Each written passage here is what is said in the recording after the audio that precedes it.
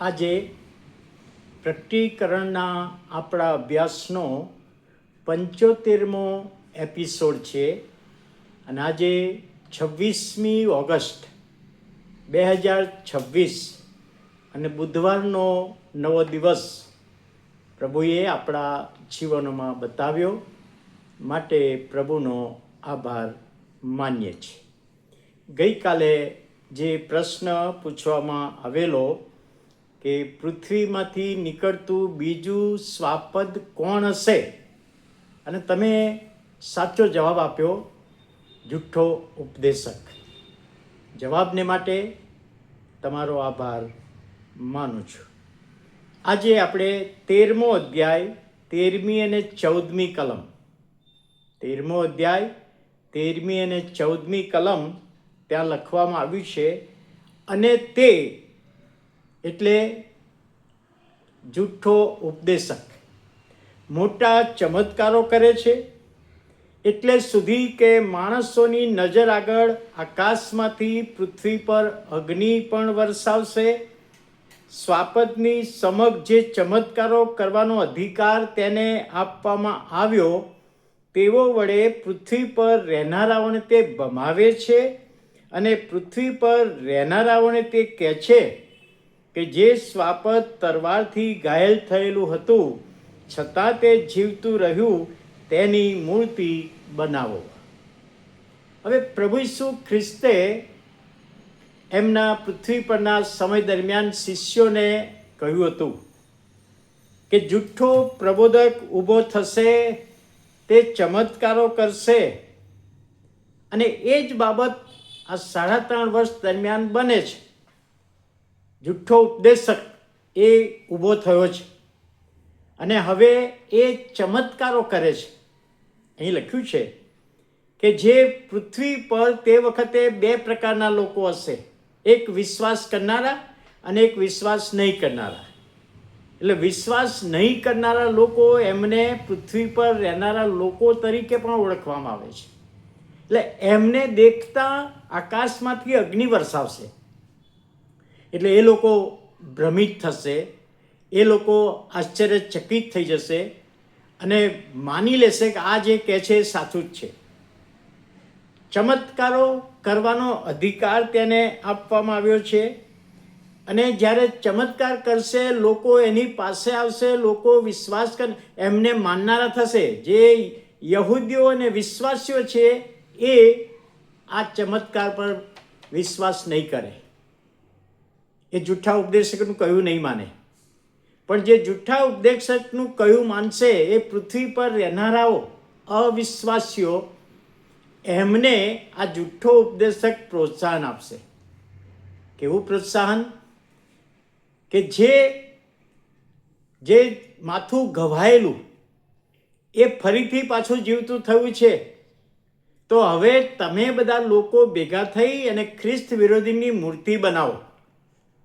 એટલે આ જુઠ્ઠો ઉપદેશક જે એક ધર્મ સ્થાપવા પ્રયત્ન કરે છે, ધાર્મિક સત્તા એની પાસે છે, અને એ એવું કરવા પ્રયત્ન કરશે કે ખ્રિસ્ત વિરોધીની મૂર્તિ બનાવડાવીએ, લોકોને ઉત્તેજન આપવું અને લોકોને સમજાવશે, લોકોને ભરમાવશે, અને જે પૃથ્વી પરના રહેનારાઓ અવિશ્વાસી લોકો માની લેશે, અને એ બધા ભેગા થઈને ખ્રિસ્ત વિરોધીની મૂર્તિ બનાવશે. આ અહીંયા બનશે. હવે 15મી કલમ 13મો અધ્યાય 15મી કલમ. અને એને એવું સામર્થ્ય આપવામાં આવ્યું કે તે શ્વાપદની મૂર્તિમાં પ્રાણ મૂકે, જેથી તે શ્વાપદની મૂર્તિ બોલે, અને જેટલા માણસો શ્વાપદની મૂર્તિનો આરાધના ન કરે તેમને મારી નંખાવે. બીજું એનું કાર્ય આ જુઠ્ઠા ઉપદેશકે શું કર્યું? બહારથી હલવાન જેવો દેખાય પણ અંદરથી વરુ જેવો છે.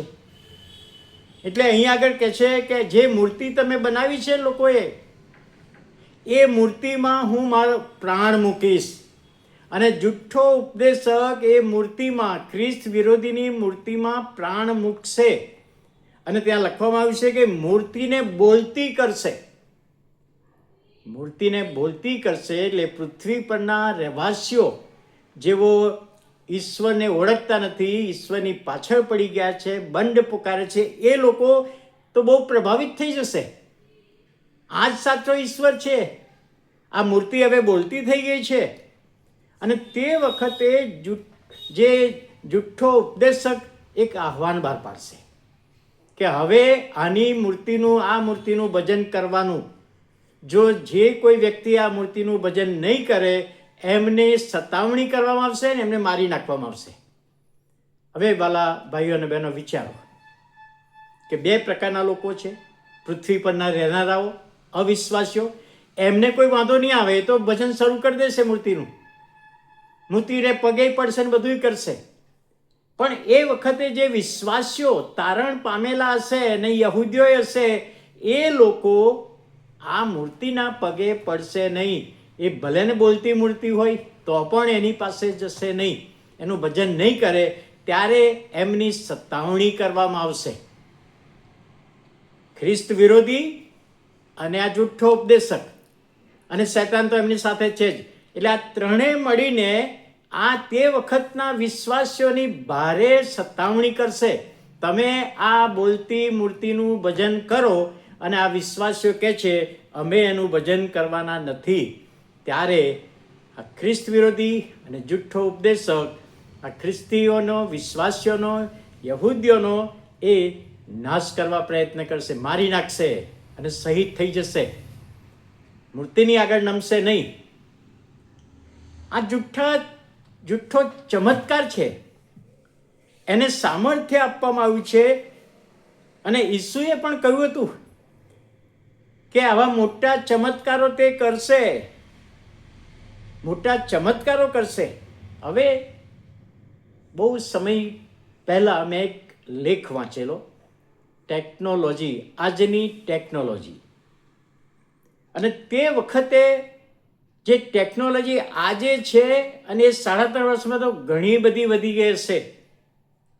અને મૂર્તિને બોલવાનું બોલાવી શકશે. આજે પણ ઘણી બધી જગ્યાએ મૂર્તિઓ બોલતી આપણે ટેકનોલોજીથી જોઈએ છીએ. AI દ્વારા મરણ પામેલી વ્યક્તિને પાછી બોલાવીને એની સાથે વાત કરવામાં આવે છે. એવા બનાવો, એવા ચમત્કાર ના કહેવાય, એવું બને જ છે. AI કરી શકે છે. તો ટેકનોલોજીનો સમય છે અને તે વખતે ટેકનોલોજી દ્વારા મૂર્તિને બોલવામાં આવશે. પ્રભુનું વચન તો કહે છે મૂર્તિને મોં છે પણ બોલતી નથી, પગ છે પણ ચાલતી નથી. પણ આ ટેકનોલોજી દ્વારા એવું કરવામાં આવશે અને લોકો અંજાઈ જશે, લોકો ભ્રમિત થઈ જશે અને મૂર્તિની પાછળ એની સેવા કરશે, ભજન કરશે, આરાધના કરશે, એવું બનશે. હવે આ જુઠ્ઠા ઉપદેશકને સામર્થ્ય આપવામાં આવ્યું એવું આ કલમોમાં આપણે જોઈએ છીએ. તો એની પાછળ કેટલાક બાઇબલ અભ્યાસીઓ એવું કહે છે કે ઈશ્વર તરફથી એમને આ લિમિટેડ સામર્થ્ય આપવામાં આવ્યું છે, લિમિટેડ સમય માટે, 3.5 વર્ષ માટે જ. જેમ અયુબના સમયમાં શૈતાનને પરવાનગી આપેલી, પરમિશન આપેલી કે તું અયુબનું પરીક્ષણ કર પણ એનો જીવ ના લેતો. તો અહીં આગળ જે પરમિશન આપી એના જે અહીંયા સામર્થ્ય આપવામાં આવ્યું છે, અધિકાર આપવામાં આવ્યો છે, એના માટે ઈડોથે ગ્રીક ભાષાનો શબ્દ છે.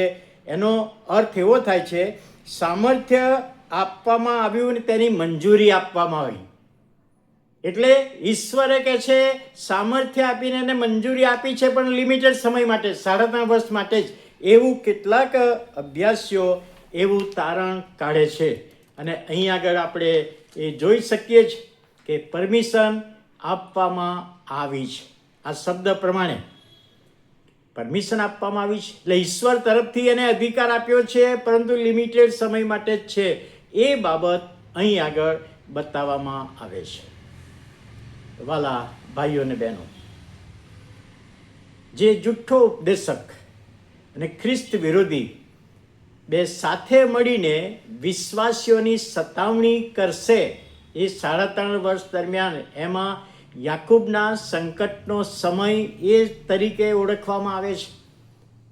ઇસ્રાયેલીઓનો ભયંકર સમય, યહૂદીઓનો ભયંકર સમય અને એ સમયમાંથી જ્યારે પસાર થશે ત્યારે ઘણા બધા વિશ્વાસીઓ શહીદ થઈ જશે, એ પણ આપણે અહીંયા જોઈએ છીએ.